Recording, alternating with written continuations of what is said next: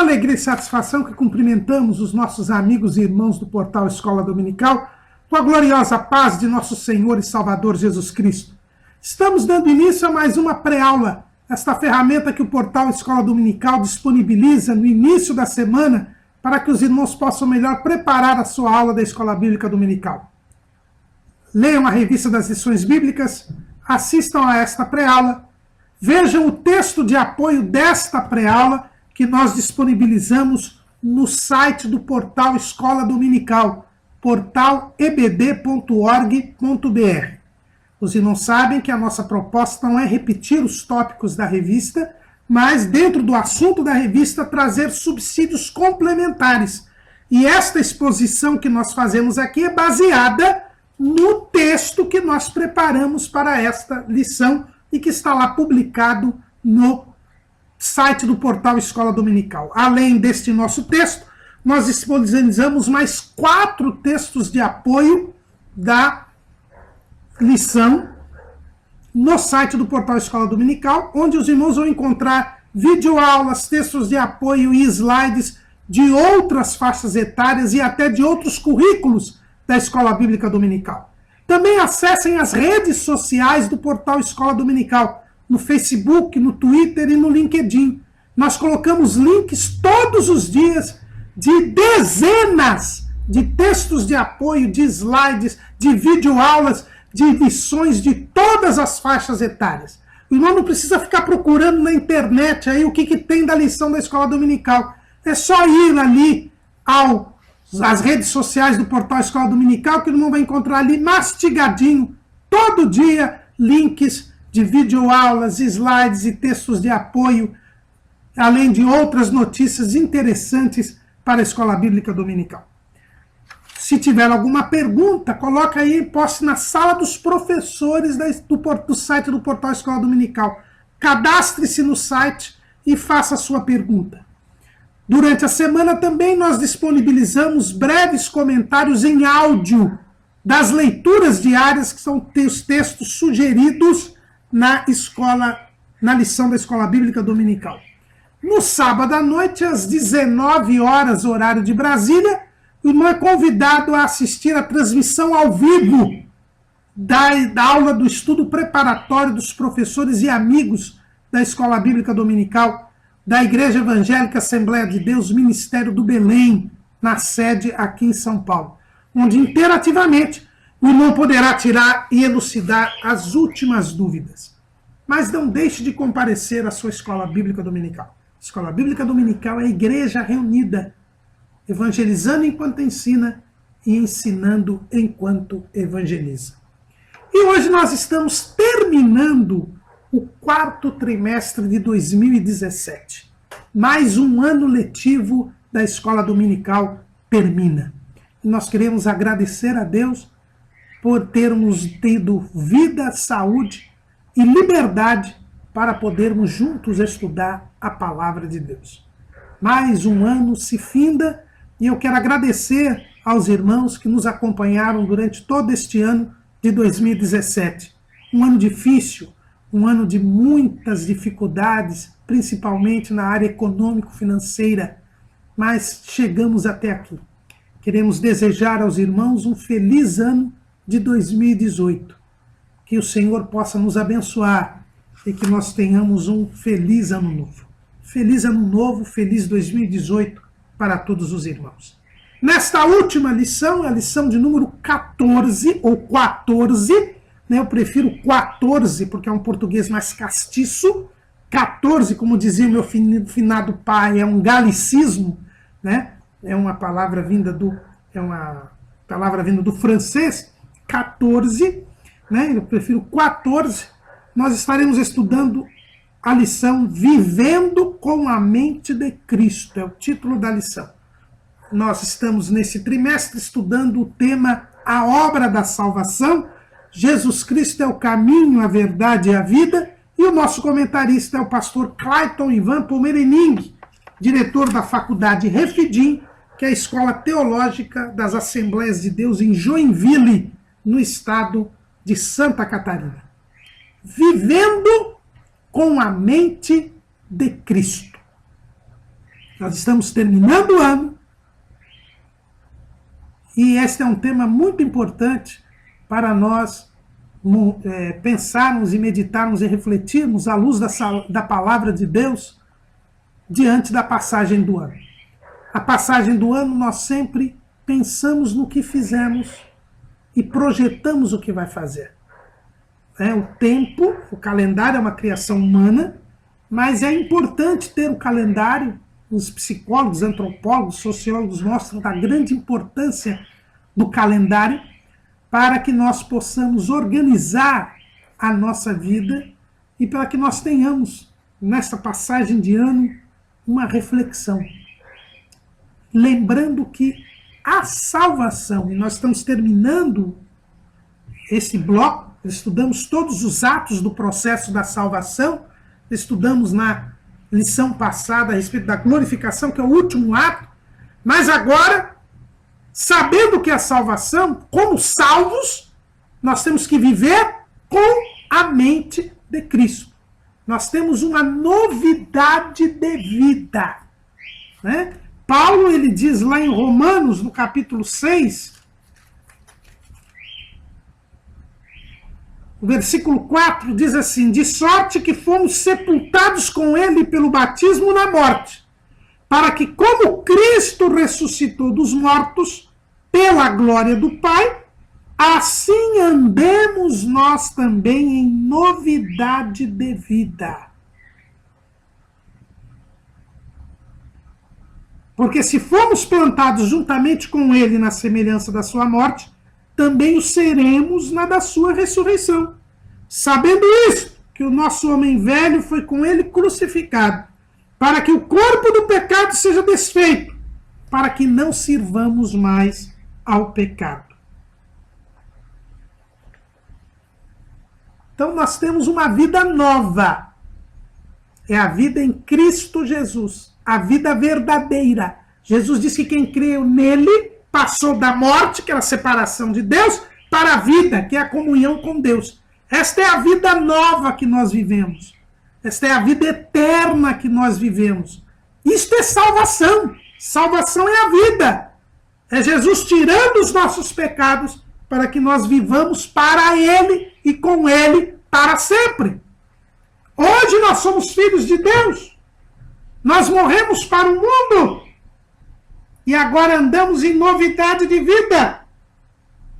Não estamos mais sujeitos ao poder do pecado. Não estamos mais sujeitos ao corpo do pecado.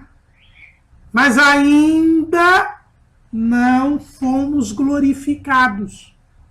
Estamos esperando a glorificação. Esperando ter o mesmo corpo glorioso que Jesus teve quando ressurgiu dos mortos. Mas enquanto isto não acontece, nós temos que viver com a mente de Cristo. E o que é viver com a mente de Cristo? O que significa esta vida com a mente de Cristo? É o tema da nossa lição de hoje. Nós temos a mente de Cristo. O salvo tem a mente de Cristo. A lição, o título da lição foi tirado do que Paulo diz lá em 1 aos Coríntios, capítulo 2, versículos 15 e 16. Vamos ler o 14 até o 16. Ora, o homem natural não compreende as coisas do Espírito de Deus, porque lhe parecem loucura, e não pode entendê-las, porque elas se discernem espiritualmente. Mas o que é espiritual discerne bem tudo, e ele de ninguém é discernido. Porque quem conheceu a mente do Senhor para que possa instruí-lo? Mas nós temos a mente de Cristo. Então os irmãos percebem que em 1 aos Coríntios, Paulo fala do homem natural e do homem espiritual. Este homem natural é o homem do pecado. É o homem não salvo. É o homem perdido. O homem espiritual é aquele que nasceu de novo. É aquele que tem a vida nova, a novidade de vida. Este homem espiritual, diz Paulo, ele tem a mente de Cristo. Então, vivendo com a mente de Cristo é a vida do salvo. Quem tem a mente de Cristo é o salvo, aquele que nasceu de novo, aquele que recebeu e se apropriou da fé salvadora, que se arrependeu dos seus pecados, que se converteu, que nasceu de novo, que foi justificado, que teve seus pecados perdoados, que foi adotado como filho de Deus, separado do pecado, e agora vive com a mente de Cristo, vivendo separado do pecado, esperando o momento em que ele será glorificado. Então, viver com a mente de Cristo é algo que só o salvo pode viver. Só aquele que recebeu o Espírito de Deus na sua vida. Só aquele que foi convencido pelo Espírito Santo do pecado, da justiça e do juízo. E por isso se arrependeu dos seus pecados. E nasceu de novo. E se converteu. Jesus já dizia para Nicodemos que o salvo, ele é nascido do Espírito. Lá em João, no capítulo 3, Jesus disse, no versículo 6, o que é nascido da carne é carne, e o que é nascido do Espírito é Espírito. Não te maravilhes de te ter dito, necessário vos é nascer de novo. O vento assopra onde quer e ouves a sua voz, mas não sabes de onde vem nem para onde vai. Assim é todo aquele que é nascido do Espírito. Então, o salvo, ele é nascido do Espírito. Veja bem, que ele foi convencido pelo Espírito Santo. Ele se arrepende dos seus pecados. E aí ele é regenerado. Quem regenera, quem gera este novo homem? É o Espírito Santo. O Espírito Santo faz nascer este novo homem, faz gerar este novo homem pela palavra de Deus, que é o próprio Cristo. Cristo é a palavra, as fiéis testemunhas da palavra, é o verbo que se fez carne. É por isso que Jesus é a vida. É ele quem dá esta nova vida. O que diz o apóstolo João lá no começo do seu evangelho? Nele, capítulo 1, versículo 4, nele estava a vida, e a vida era a luz dos homens.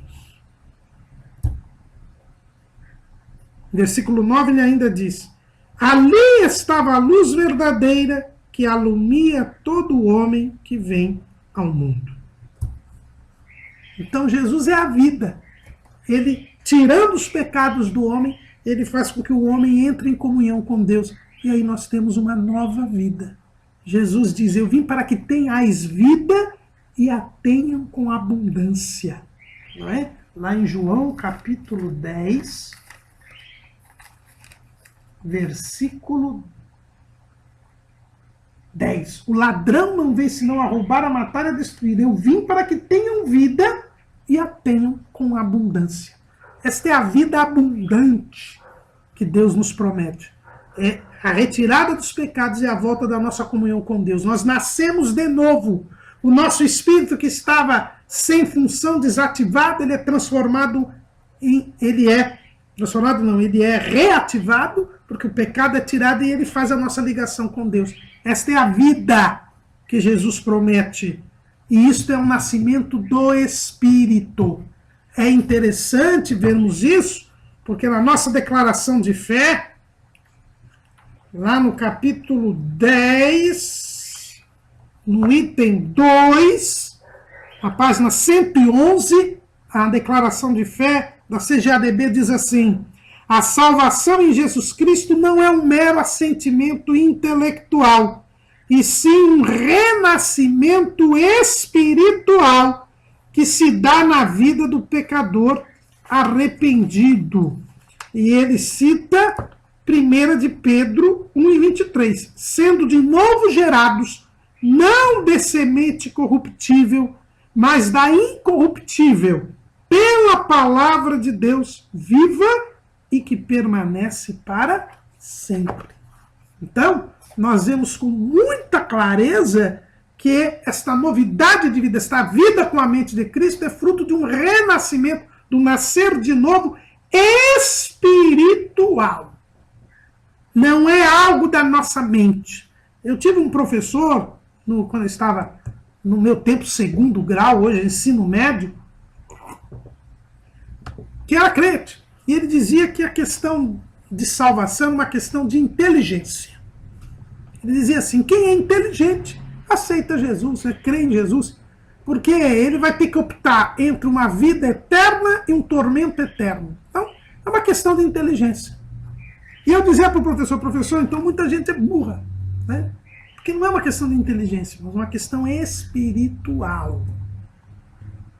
Não é pelo nosso intelecto que nós somos salvos. Nós somos salvos pelo convencimento do Espírito Santo. Nós reconhecemos a nossa pecaminosidade, reconhecemos que Jesus é o Salvador pela revelação do Espírito Santo. A graça de Deus se há manifestado, trazendo salvação a todos os homens. Esta graça salvadora, esta graça preveniente, que nós já falamos aqui ao longo do trimestre. Deus, sem que o homem mereça, quer salvar o homem e permite ao homem que espiritualmente ele possa ser convencido pelo Espírito Santo. O livre-arbítrio não foi anulado. Ele ainda existe nesta capacidade de escolha ou não. Mas essa escolha não é feita pela mente humana. Esta escolha é feita pela ação do Espírito Santo, pela palavra de Deus, que é a revelação de Deus ao homem. É assim que se dá a salvação. E eu preciso ter a mente de Cristo. Não posso ter a minha mente, porque a minha mente não tem condições de ver da necessidade da salvação. Não é por uma questão de mente, não é uma questão de inteligência, é uma questão espiritual.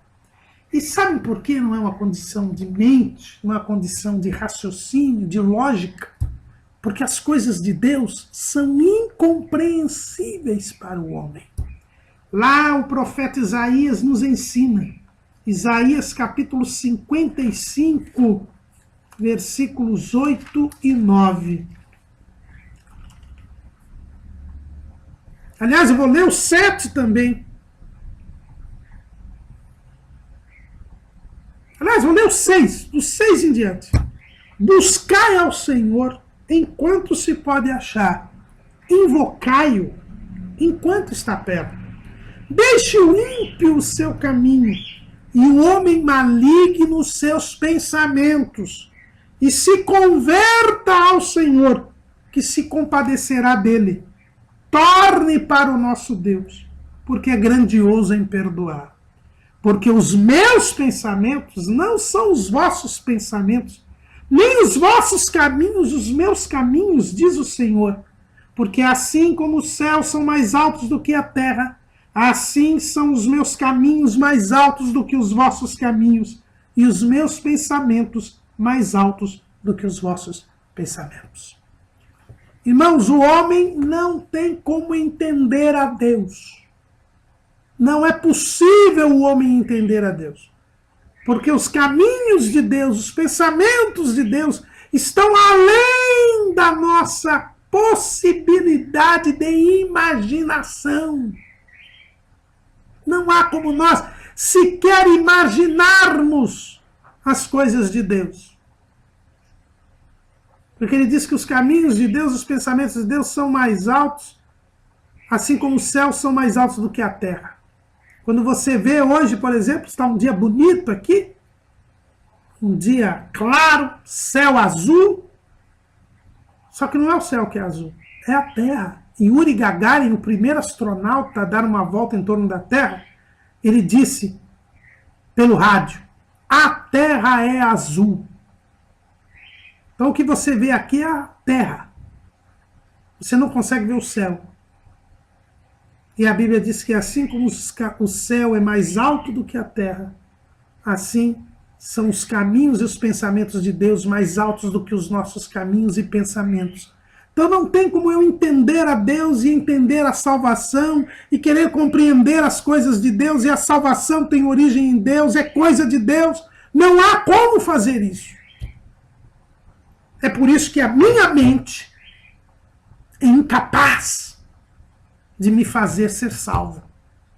Aliás, o profeta, ele diz, e por isso que eu li os versículos 6 e 7, Deus diz, buscai ao Senhor enquanto se pode achar, invocai enquanto está perto. Deixe-o ir para o seu caminho e o homem maligno nos seus pensamentos, e se converta ao Senhor. Se Deus não convida, e não diz que Deus está pronto para perdoar, se você se converter, você jamais se converteria, porque o homem é mau nos seus pensamentos, e os seus pensamentos só o levam a pecar, e a lógica humana só o leva a pecar, porque o homem está perdido, o homem está decaído. Por isso, amados irmãos, não é uma questão de inteligência, não é uma questão de lógica humana. A salvação, ela foi revelada para nós, e nós devemos apenas crer. Deus não é para ser entendido nem compreendido, é ser crido. O Senhor quer salvar, e é possível que todo homem se salva. Deus não escolheu previamente uns para ser salvos, outros previamente para ser condenados. Ele diz, deixe o ímpio o seu caminho, injusto o homem maligno os seus pensamentos, e se converta ao Senhor, que se compadecerá dele. Torne para o nosso Deus, porque é grandioso em perdoar. Se ele crer, e ele buscar a Deus, e se arrepender dos seus pecados, e se converter, ele será perdoado. Se ele não crer, se ele desconfiar de Deus, ele ficará perdido. Eu me lembro do Peregrino de John Bunyan, lá no capítulo 2 do livro Peregrino de John Bunyan, quando o cristão ele entra no pântano da desconfiança. Ele estava ao lado de Flexível, que tinha resolvido ir com ele para a cidade celeste, sair da cidade da destruição e ir para a cidade celestial. Mas quando eles vão no pântano, Flexível não passa pelo pântano da desconfiança. Volta e retorna para a cidade da destruição. Mas cristão é ajudado por auxílio que o tira ali daquele pântano da desconfiança. A desconfiança nos impede de marchar para o céu. Mas o que é mente? Se eu tenho que ter a mente de Cristo, o que é mente? Essa palavra aqui que aparece uma única vez no Novo Testamento, essa palavra grega, né, traduzida por mente aqui, pela única vez que ela aparece traduzida por mente, é nous. Nous é a palavra grega que quer dizer raciocínio, razão. Né? A mente é a sede do nosso intelecto, dos nossos pensamentos, da nossa sensibilidade, do nosso sentimento e da nossa vontade. Então a mente é a sede dos pensamentos, dos sentimentos e da vontade. Em outras palavras, a mente é a alma. Porque a alma é a nossa individualidade. E quais são as faculdades da alma? Raciocínio, intelecto, a razão, intelecto, pensamento. A sensibilidade, os sentimentos e as emoções. E a vontade. Deus, quando criou o homem com razão, criou o homem com sentimentos e criou o homem com vontade. Isso é a mente.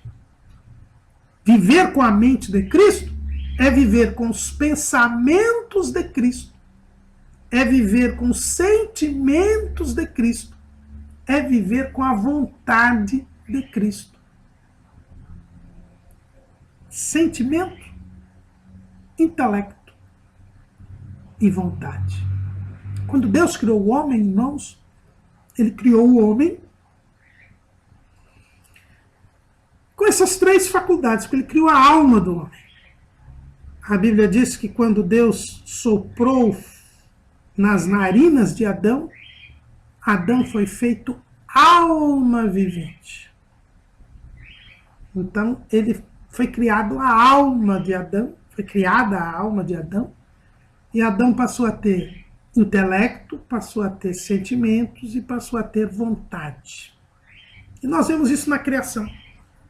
Quando Deus chama o homem e diz: de toda árvore do jardim comerás livremente, mas da árvore da ciência do bem e do mal dela não comerás, porque no dia em que dela comeres, certamente morrerás. Deus mostrava ao homem que ele tinha vontade, que ele tinha o livre arbítrio. Ele podia escolher entre servir a Deus ou não. Escolher entre crer em Deus ou não. Mas não é só isso. Deus depois chamou Adão e trouxe até Adão os animais para que ele desse nome aos animais.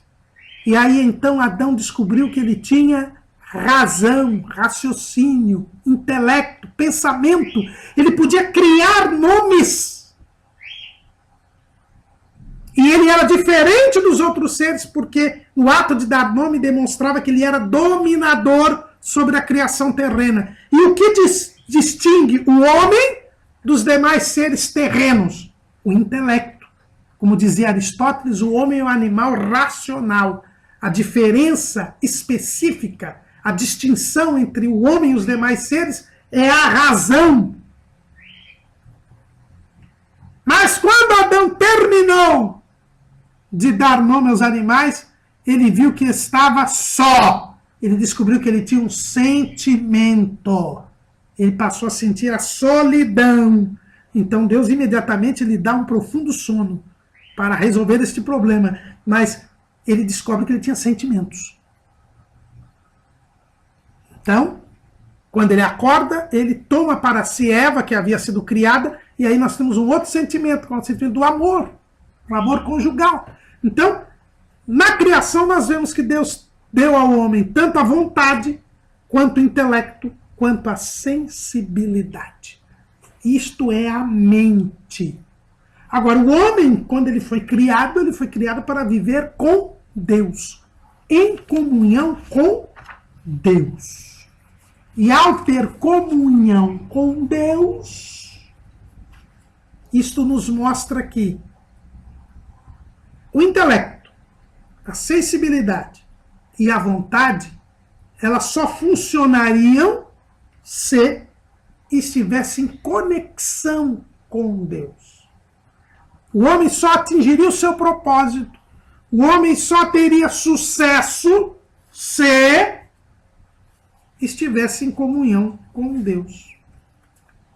Veja bem que, para Deus dar nome aos animais, Deus precisou trazer os animais até Adão e dizer para ele dar nome. Ou seja, Adão precisava de Deus para exercer convenientemente o seu intelecto. O homem só percebeu que estava só e teve o seu sentimento de solidão depois que pôs nome aos animais, porque Deus os havia trazido. E ele então, quando se sentiu só, Deus imediatamente lhe deu um sono. Porque os sentimentos tinham que ser exercidos na dependência de Deus.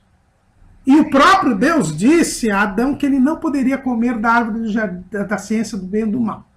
Então a vontade tinha que ser exercida na dependência e obediência a Deus.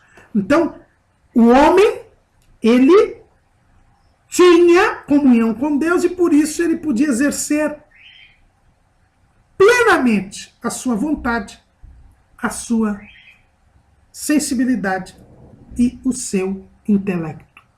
Mas o homem pecou.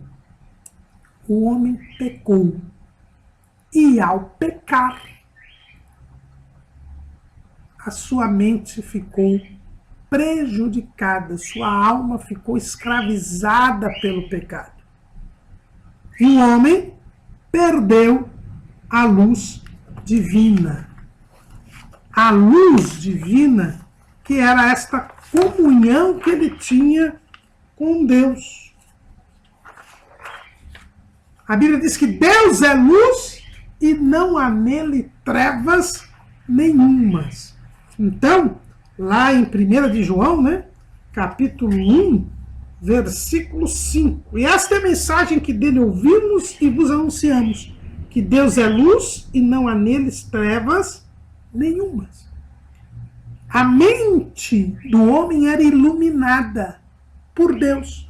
Tanto o seu intelecto, quanto os seus sentimentos, quanto a sua vontade eram iluminados por Deus. Mas, quando o homem peca, ele perde esta iluminação. Lá em 2 Coríntios, capítulo 4, versículo 4, Paulo diz assim: nos quais o Deus deste século cegou os entendimentos dos incrédulos, para que lhes não resplandeça a luz do evangelho da glória de Cristo, que é a imagem de Deus. O homem ficou cego espiritualmente. Por quê? Porque ele entrou nas trevas. Ao perder o contato com Deus, a sua mente perdeu a iluminação divina. Porque a mente do homem precisava da luz divina para funcionar corretamente o seu intelecto, o seu sentimento e a sua vontade. Mas agora, com o pecado separado de Deus, o Deus deste século, o diabo, o maligno, ele cega o entendimento dos incrédulos. Os homens que não creram em Deus, porque quem são os incrédulos? Não vá pensar aqui como seguidor da doutrina da predestinação incondicional. Incrédulo é aquele que não crê. E a Bíblia diz que todos pecaram. Por um homem entrou o pecado no mundo. Como o primeiro casal não creu em Deus e creu no diabo, se tornou incrédulo. E todos nós temos essa natureza pecaminosa incrédula. E por isso nós temos a nossa mente cega. Lá no episódio da cura do cego de nascença, lá em João, capítulo 9, versículo 39, Jesus diz assim: e disse-lhe Jesus: eu vim a este mundo para juízo, a fim de que os que não veem, vejam. Veja bem, Jesus veio tirar esta cegueira espiritual. Por isso que Paulo diz aqui que o Deus desse século cegou os entendimentos dos incrédulos para que não vejam, não lhes resplandeça a luz do evangelho da glória de Cristo, que é a imagem de Deus. Jesus, que é a imagem de Deus, portanto, este homem iluminado por Deus, porque Jesus não pecou, então ele tinha a iluminação divina, a sua mente é a mente de Cristo, igual à mente do primeiro Adão, iluminada por Deus e que tem vontade, intelecto e sentimento na dependência de Deus. Esta mente de Cristo. Jesus veio para que aqueles que não veem, vejam. É o que ele diz lá em João 9,39. E que os que veem sejam cegos. Que os que veem, os fariseus que achavam que viam, mas na verdade eles eram cegos. Então Jesus veio trazer esta iluminação, a luz do evangelho de Cristo, da glória de Cristo, que é a imagem de Deus. É por isso que João pôde dizer: e o verbo se fez carne e vimos a sua glória como a glória do unigênito do Pai. João foi salvo e ele pôde ver a glória de Deus em Jesus. Ele pôde ver o reino de Deus. É por isso que Jesus diz que quem nasce de novo, lá para Nicodemos, ele vê o reino de Deus. Lá em João, capítulo 3, versículo 3. Jesus respondeu e disse: na verdade te digo que aquele que não nascer de novo, não pode ver o reino de Deus.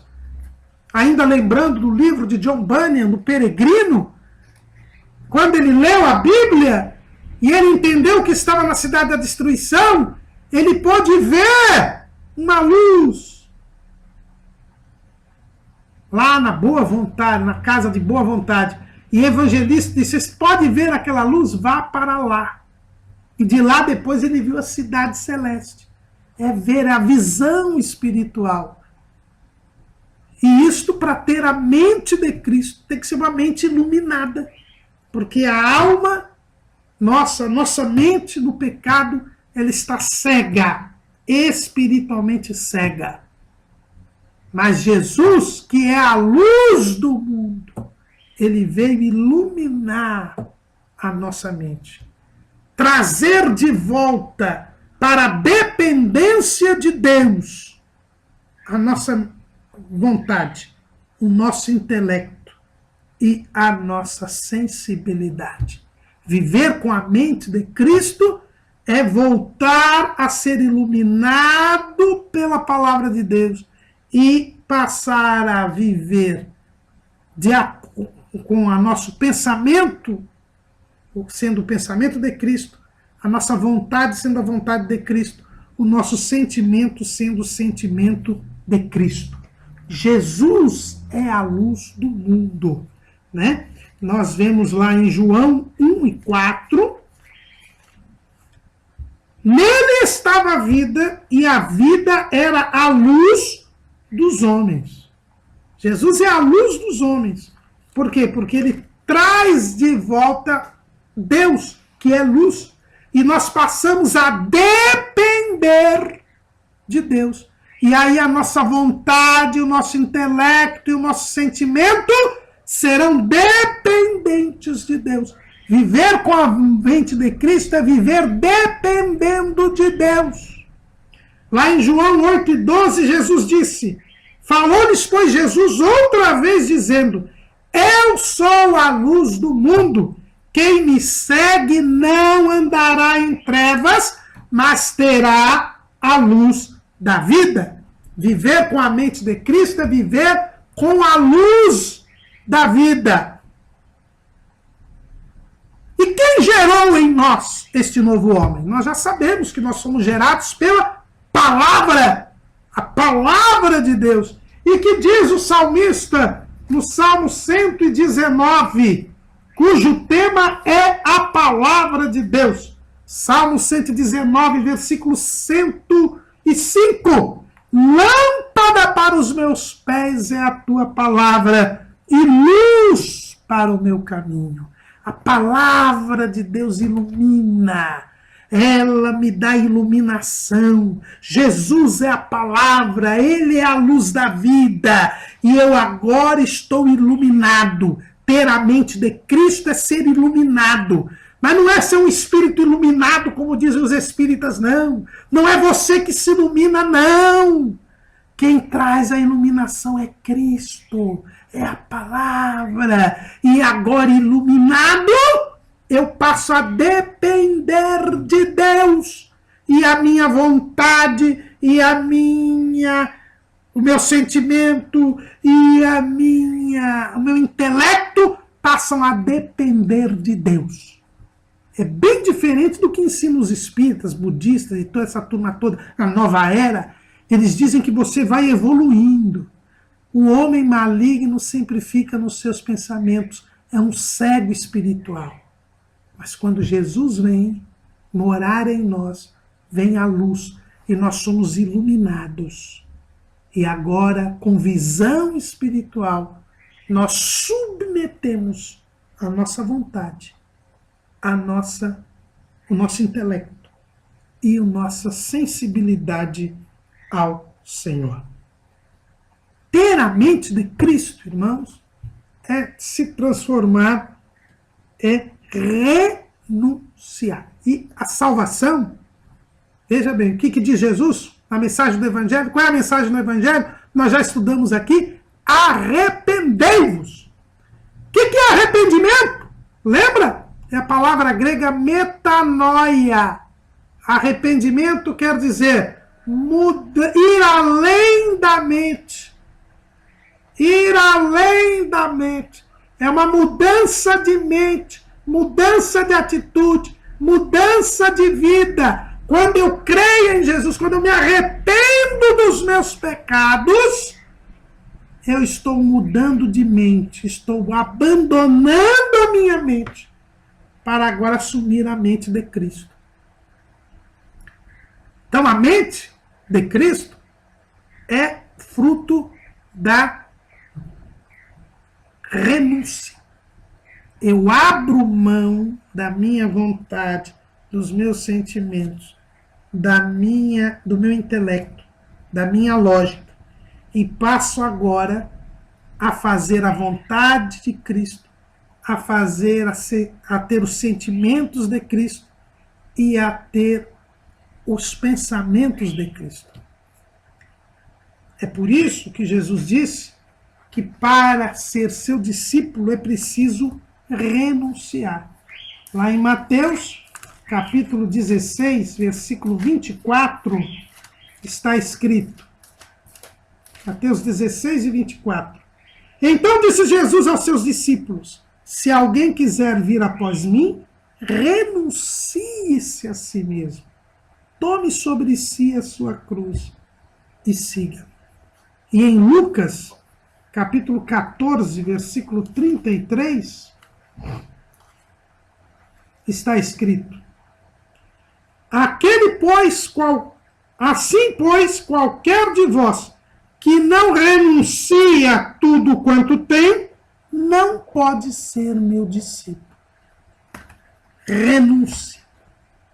Eu fui criado por Deus. Eu tenho um intelecto, eu tenho sensibilidade, sentimentos e eu tenho vontade. Mas eu abro mão da minha lógica, dos meus sentimentos, da minha vontade, para agora fazer a vontade de Deus, os sentimentos de Deus, ter os sentimentos de Deus e ter os pensamentos de Deus. Isto é a salvação, isto é o arrependimento. É uma mudança de mente. Eu deixo de lado a minha mente e passo a ter agora a mente de Cristo. Então, ter a mente de Cristo é ter os pensamentos de Cristo. Porque mente nós já vimos, é o intelecto, é a sensibilidade e é a vontade. Então, ter a mente de Cristo é ter os pensamentos de Cristo. Então, eu tenho que crer no que Deus me fala, e passar a pensar como Jesus. Eu não posso atingir os pensamentos de Deus, porque eles são mais altos que os nossos pensamentos. Mas Deus revela os seus pensamentos. Estão aqui revelados na palavra de Deus. O Espírito Santo nos guia, nos orienta. E nós temos agora de viver segundo a lógica de Deus e não segundo a lógica dos homens. E nós temos um exemplo clássico na Bíblia do que é seguir a lógica dos homens. Pedro, lá no capítulo 16 de Mateus, a Bíblia nos fala que Pedro teve a revelação do Pai de que Jesus era o Cristo, o Filho de Deus vivo. Jesus diz: quem vós dizeis que eu sou? E Pedro, revelado pelo Pai, ele diz para Jesus: tu és o Cristo, o Filho de Deus vivo. E aí Jesus então revela o mistério da igreja e depois ele revela aos discípulos que era necessário que ele fosse preso, que ele morresse e que ressuscitasse ao terceiro dia. Pedro, então, é levado pela lógica humana. Pedro, talvez envaidecido, porque Jesus, olha, o que você falou foi revelação do Pai. Pedro falou: eu recebo revelações de Deus. Quando Jesus disse que ele ia ser preso, morto e ressuscitaria, Pedro ele começa a pensar como um ser humano, na lógica humana. Não. O Messias é o rei de Israel. É aquele que vai assumir o trono de Davi. É aquele que vai reinar e todas as nações virão adorar a Deus. Não é possível que Jesus, sendo o Messias, vá ser morto, e morto ainda por quem? Pelos principais dos sacerdotes e pelos escribas, que são os que conhecem as Escrituras, que ensinam as Escrituras para nós. Eles sabem como é o Messias, eles sabem quem é o Messias, eles já sabem as profecias a respeito do Messias, eles jamais matarão o Messias. Isso que Jesus está falando não tem cabimento, não tem lógica. E esse que é o perigo. Esse é o perigo de você pensar na lógica humana. Por quê? Porque o diabo conhece bem a lógica humana. E se você for se basear na lógica humana, você vai se deixar dominar pelo diabo.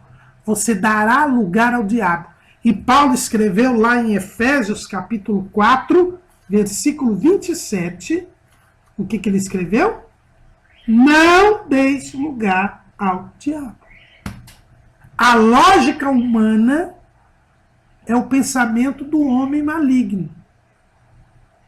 E o que nós lemos lá, o profeta Isaías disse: deixe o ímpio os seus caminhos e o homem maligno os seus pensamentos.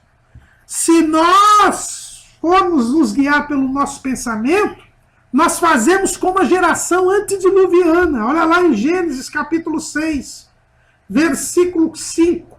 E viu o homem que a maldade, e viu o Senhor que a maldade do homem se multiplicara sobre a terra, e que toda a imaginação dos pensamentos de seu coração era só má continuamente.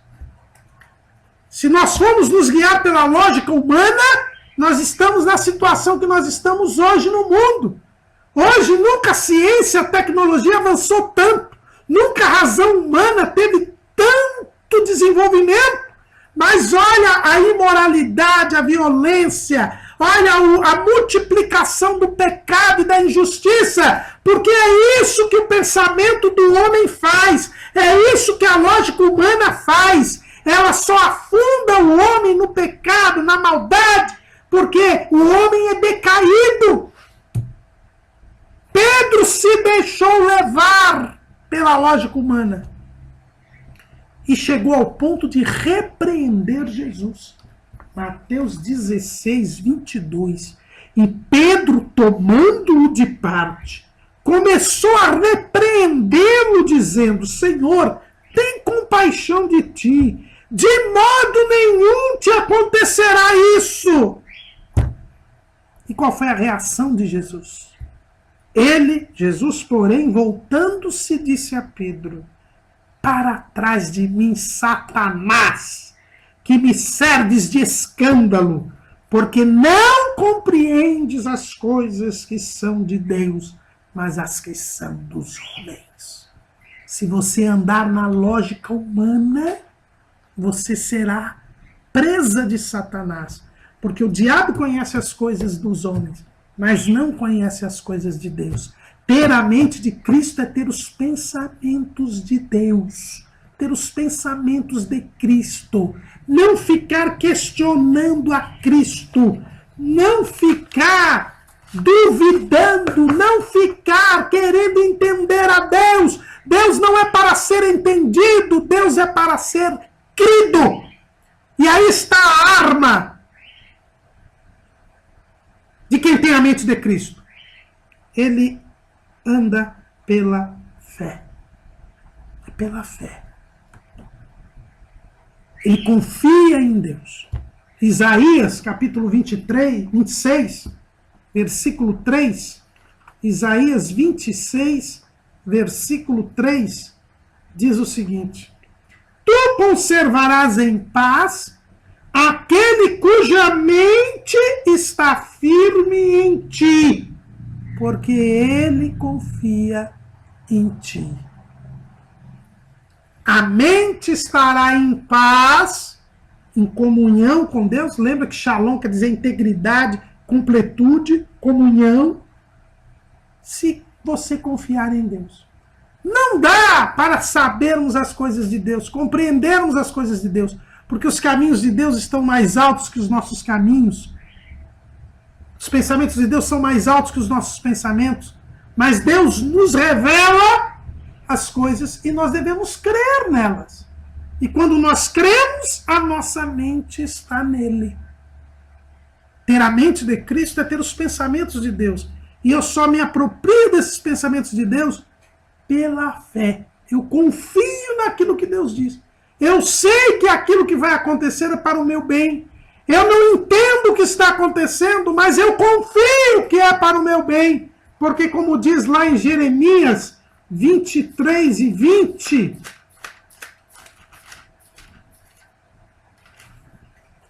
não se... Aliás, 23...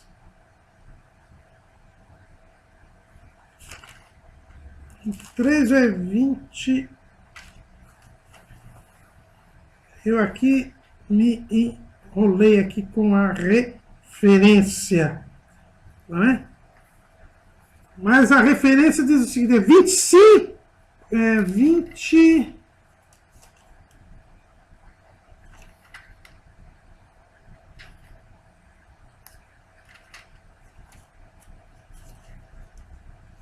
Diz assim, eu vou achar daqui a pouco, mas o texto diz assim, que os pensamentos que eu tenho de vós são pensamentos de paz. É 29 e 11. É bem diferente. Jeremias 29 e 11.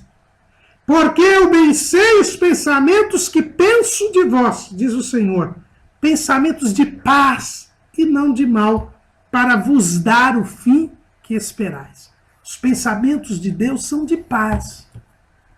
E eles vêm para nós, não porque nós construamos, nós não temos condição de querer entender a Deus.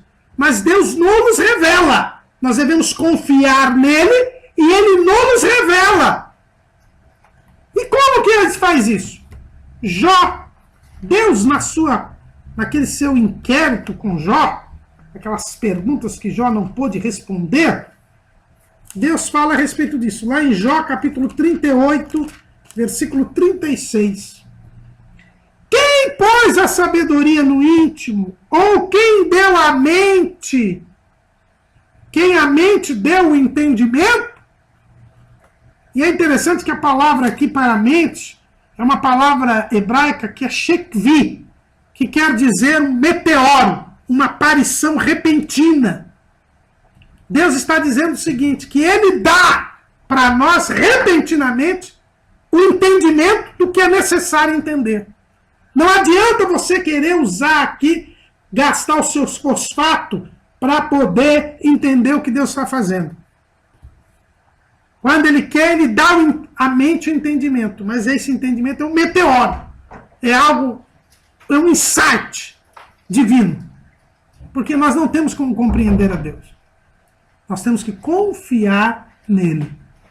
Então, ter a mente de Cristo é ter os pensamentos de Cristo. E nós só podemos ter os pensamentos de Cristo confiando nele pela fé. E quando Deus quer, ele nos faz entender rapidamente o que ele quer fazer. Ter a mente de Cristo é também ter os sentimentos de Cristo. Ter os sentimentos de Cristo. E qual foi o sentimento de Cristo? Vamos lá. Quais são os sentimentos de Cristo? Lá em Filipenses. Filipenses capítulo 2.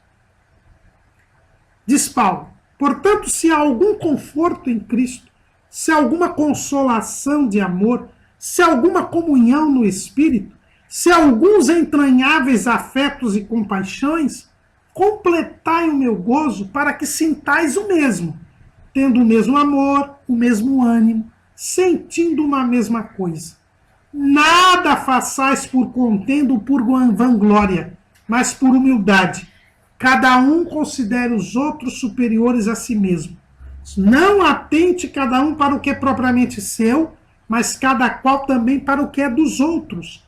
De sorte que haja em vós o mesmo sentimento que houve também em Cristo Jesus, que sendo em forma de Deus, não teve por usurpação ser igual a Deus, mas aniquilou-se a si mesmo, tomando a forma de servo, fazendo-se semelhante aos homens, e achado na forma de homem, humilhou-se a si mesmo, sendo obediente até a morte, e morte de cruz.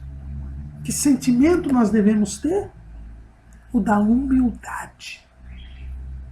Paulo, quando ele está escrevendo aqui, ele diz, olha, tem o mesmo sentimento que houve de Jesus. Jesus, sendo em forma de Deus, não teve por usurpação ser igual a Deus. Mas achando-se na forma de servo, fez-se semelhante aos homens. E achado na forma de homem, humilhou-se até a morte e foi obediente até a morte e morte de cruz. Que sentimento nós temos que ter, irmão? A humildade e o amor ao próximo. Jesus deu a sua vida por nós. Em obediência ao Pai, ele veio aqui, se despiu da sua glória, se esvaziou como homem assumiu a ralé da sociedade e ainda se fez maldito por nós e entregou a sua vida por nós. É esse o sentimento que nós temos. Viver com a mente de Cristo é viver com o sentimento da humildade e do amor aos próximos. Veja que Paulo diz, nada façais por contenda ou vanglória, mas por humildade. Cada um considere os outros superiores a si mesmo. Não atente cada um para o que é propriamente seu, mas cada um também para o que é dos outros. O salvo, ele vive com a mente de Cristo pensando no outro, amando o próximo, dando a sua vida pelo outro, não sendo egoísta, não sendo individualista, não querendo as coisas para si, mas se fazendo instrumento de Deus para o bem dos outros. É por isso que quem é salvo e quem vive com a mente de Cristo, pratica boas obras. Faz o bem, quer o bem e faz o bem. As boas obras não salvam, mas o salvo faz boas obras. Por quê? Porque ele tem o mesmo sentimento de Jesus. Ele entrega a sua vida para fazer bem aos outros, para querer bem aos outros. Ele vive para os outros. Ele não vive mais para si. Ele vive para Deus. E a vida que ele vive, viva na vida e na fé do Filho de Deus, diz Paulo, lá em Gálatas 2:20. E é por isso que Paulo dizia que se gastava e se deixava gastar pelos coríntios, ainda que amando os coríntios cada vez mais, fosse cada vez menos amado. O amor ao próximo, a beneficência. O salvo faz o bem. Como que Pedro, na casa de Cornélio, ele sintetizou o ministério de Jesus. Ele disse, como Deus ungiu a Jesus de Nazaré com o Espírito Santo e virtude, o qual andou fazendo bem e curando a todos os oprimidos do diabo. Atos 10:38. Nós devemos fazer o bem. O salvo que tem a mente de Cristo, ele faz o bem. E a melhor coisa que nós devemos querer para o outro é a salvação. É por isso que o salvo evangeliza, é por isso que ele prega o evangelho com a sua vida e com palavras, porque ele quer o bem de todos, assim como Jesus quer. Deus quer que todos os homens se salvem, o salvo também quer que todos os homens se salvem. Então não é salvo quem quer a salvação só para si. Não é salvo aquele que não evangeliza. Não é salvo aquele que não fala de Cristo, que não vive de maneira que as pessoas vejam Cristo nele. Ter a mente de Cristo é ter os sentimentos de Cristo. E o sentimento de Cristo é o amor ao próximo, a humildade, é o fazer o bem. Mas ter a mente de Cristo é ter a vontade de Cristo.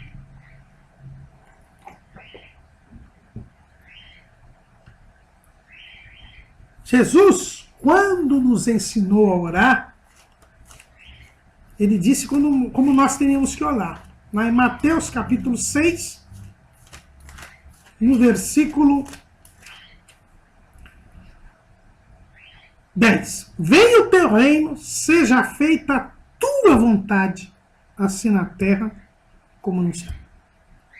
Jesus nos ensina a orar, dizendo que nós devemos pedir que a vontade de Deus seja feita. E lá no jardim do Getsêmani, ele fez o que ele ensinou.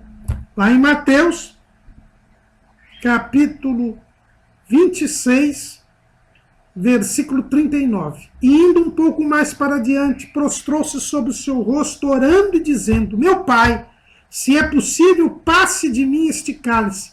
Todavia não seja como eu quero, mas como tu queres. Ele sacrificou a sua vontade lá no jardim do Getsemane.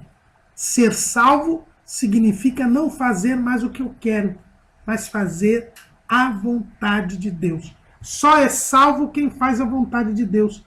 Lá em 1 de João 2:17 diz assim: e o mundo passa, e a sua concupiscência, mas aquele que faz a vontade de Deus permanece para sempre.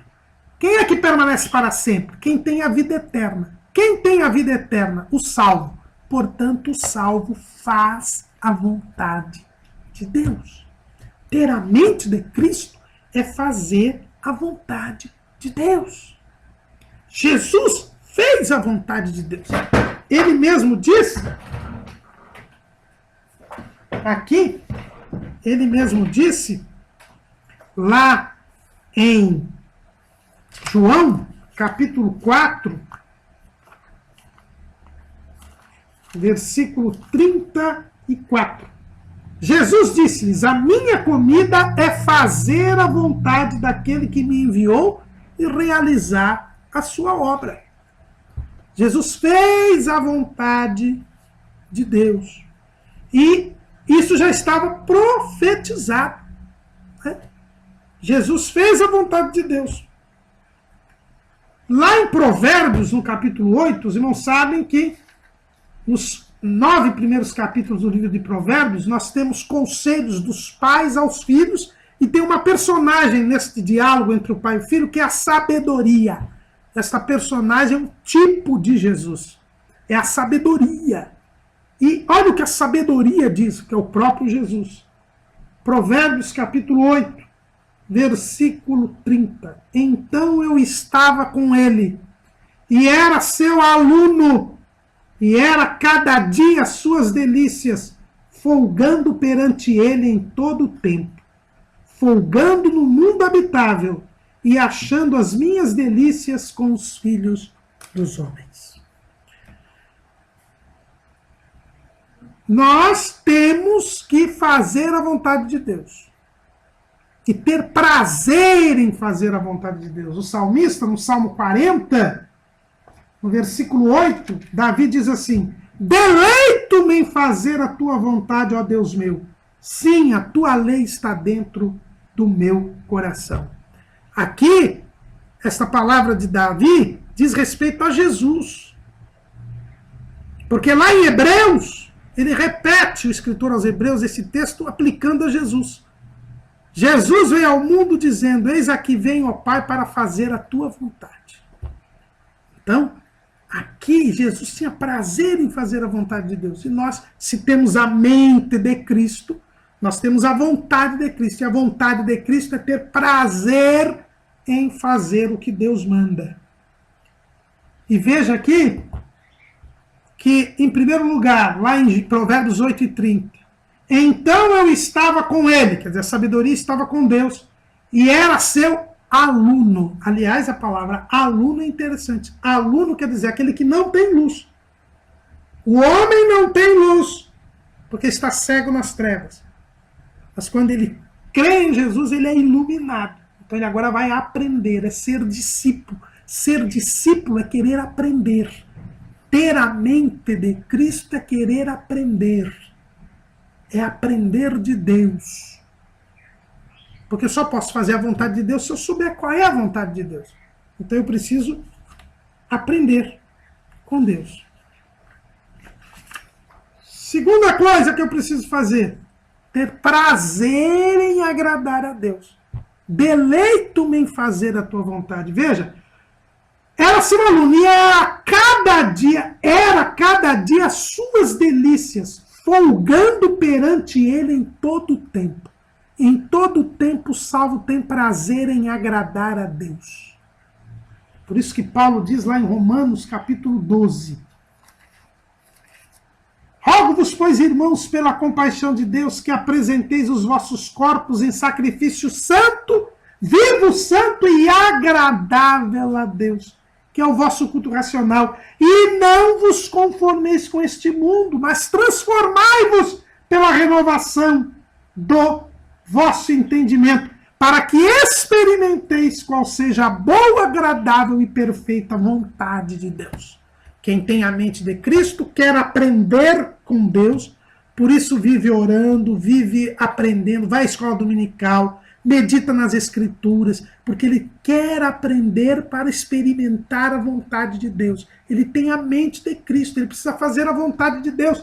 E a vontade de Deus, nós sabemos que para ser experimentada, eu preciso cultuar a Deus, adorar a Deus, aprender com Deus e ter prazer a cada dia em agradar a Deus. Mas as pessoas hoje querem agradar a si próprias. Mas as pessoas pensam no seu prazer, nas coisas que lhes são boas, que lhes são vantajosas. Eles não estão preocupados em agradar a Deus. Estão preocupados em agradar aos homens, inclusive a ele próprio. É o primeiro que ele quer agradar. O primeiro homem que eu quero agradar sou eu. E depois eu quero agradar aos outros homens. Hoje esse discurso do politicamente correto, esse evangelho light, que aceita tudo do mundo, que é de acordo com a forma do mundo, mas para eu oferecer um sacrifício vivo, santo e agradável a Deus, eu não posso me conformar com o mundo, mas eu tenho que me transformar pela renovação do meu entendimento, aprendendo continuamente com a palavra, ouvindo e cumprindo a palavra. Desta maneira, eu agradarei a Deus. Eu tenho que agradar a Deus e não aos homens. Paulo ele escreve isso lá em Gálatas, capítulo 1. Gálatas, capítulo 1, versículo 10. Porque persuado eu agora a homens ou a Deus? Ou procuro agradar a homens? Se estivesse ainda agradando aos homens, não seria servo de Cristo. Nós temos que agradar a Deus, ter prazer em agradar a Deus. Irmãos, as pessoas estão trocando o prazer de fazer a vontade de Deus a cada dia, durante todo o tempo, porque é aqui que Jesus diz, a cada dia suas delícias, folgando perante ele em todo o tempo. Né? Provérbios 8:30. Eu tenho que ter prazer em agradar a Deus todo dia, cada dia, durante todo o tempo. E por fim, folgando no seu mundo habitável e achando as minhas delícias com os filhos dos homens. Jesus fez isso e nós também temos que fazer. Nós temos que ter prazer em mostrar a vontade de Deus ao próximo, aos filhos dos homens. É aquilo que eu falei, não guardar apenas para nós. Não ter prazer apenas em servir a Deus, mas ter prazer em transmitir este prazer para os outros, em dizer deste prazer para os outros. No hino 3 da nossa harpa cristã, aliás, não é o hino 3,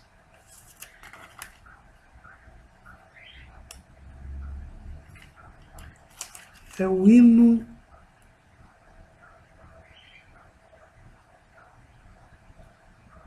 147. O hino 147, da autoria de Maria Antônia Nobre, né?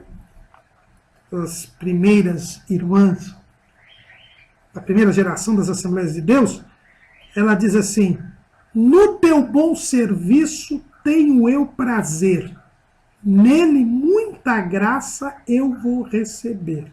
Sempre falarei assim do teu amor e te glorificarei, meu Salvador. E na terceira estrofe ela diz assim: desça a tua graça sobre mim, Senhor, para trabalhar com mais e mais fervor. Dá-me entendimento e verás saber, para alegre eu fazer o teu querer. Então vejam bem que esse prazer não é só para si. É para trabalhar, para servir a Deus, para falar aos outros do amor de Deus. Quem tem a mente de Cristo faz a vontade de Deus, tem prazer em aprender com Deus, tem prazer em servir e agradar a Deus, tem prazer em mostrar a vontade de Deus ao próximo. E para que eu faça a vontade de Deus, eu preciso buscar ao Senhor, aprender com Ele, apresentar o meu corpo em sacrifício vivo, santo e agradável a Deus, que é o meu culto racional. Preciso me manter em santidade, não me conformar com este mundo. Preciso me santificar para crescer espiritualmente, para ser transformado na renovação do entendimento. E aí, então, eu experimento a vontade de Deus. Crendo que esta vontade é perfeita, boa e agradável. Posso não entendê-la, mas eu crendo nela e tendo esse sentimento de obediência que Jesus teve, aí eu chego até o céu.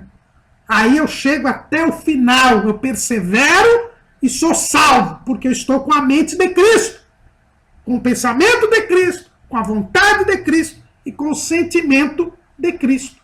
O profeta Isaías, lá em Isaías 58, quando o profeta está repreendendo o povo que era religioso, jejuava automaticamente e achava que com isso estava agradando a Deus, Deus mostrou o seu desagrado com Israel. Olha o que ele diz, Isaías 58.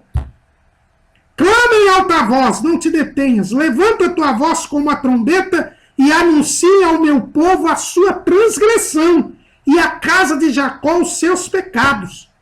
Todavia me procuram cada dia, tomam prazer em saber os meus caminhos, como um povo que pratica a justiça e não deixa o direito do seu Deus. Perguntam-me pelos direitos da justiça, tem prazer em se chegar a Deus? Estão vendo? Por que o povo estava no pecado? Estava transgredindo. Porque, primeiro, não tinham prazer em saber os caminhos dele. Não queriam aprender como a sabedoria que é Cristo aprendia. Eles não praticavam a justiça e não deixavam o direito do seu Deus. Ou seja, eles não obedeciam a palavra. Eles não queriam saber, conhecer da palavra, praticar e cumprir a palavra de Deus. Que é a santificação. Santifica-os na verdade. A tua palavra é a verdade.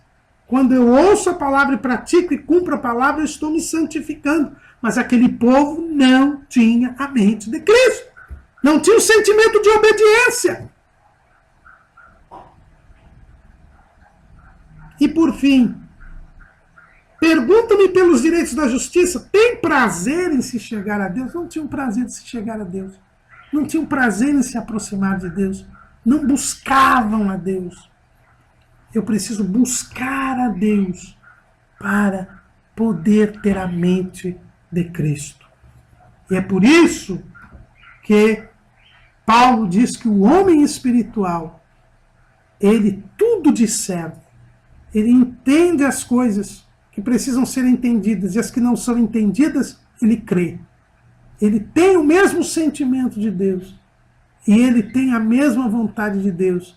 E por isso ele consegue enxergar o quadro espiritual, vigiar, se guardar, servir a Deus, aguardando a glorificação.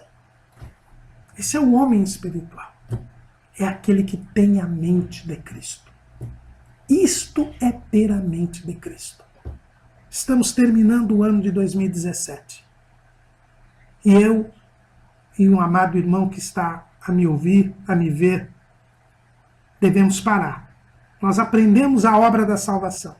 Entendemos o que é a salvação. Mas para chegarmos à glorificação, eu e você precisamos viver com a mente de Cristo. Será que nós temos a mente de Cristo? Feliz 2018. Amém.